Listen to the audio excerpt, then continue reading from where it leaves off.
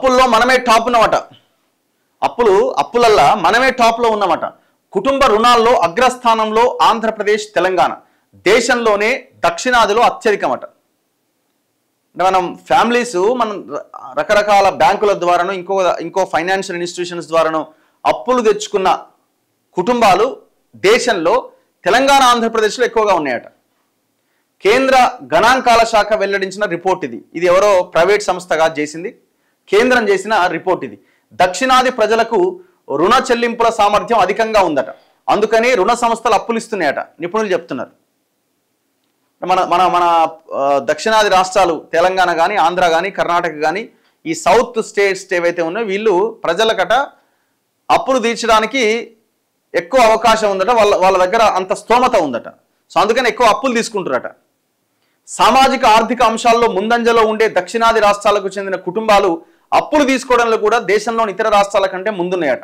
ఇక మొత్తం దక్షిణాదిలో 2 తెలుగు రాష్ట్రాలు అగ్రస్థానంలో ఉన్నాయి.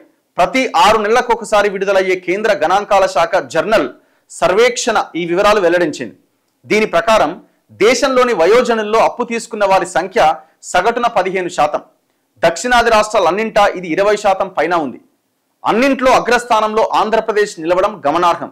ఆ రాష్ట్రంలో అప్పు తీసుకున్న వయోజనుల సంఖ్య సగటున 43.7%. ఆ తర్వాతి స్థానంలో తెలంగాణ 37.2%.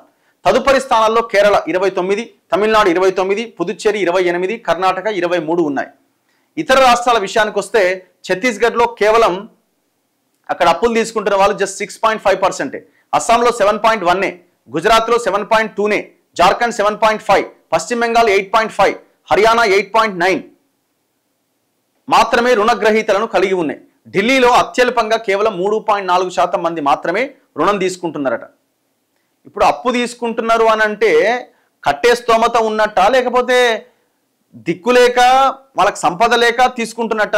రెండు ఉన్నాయి ఇక్కడ.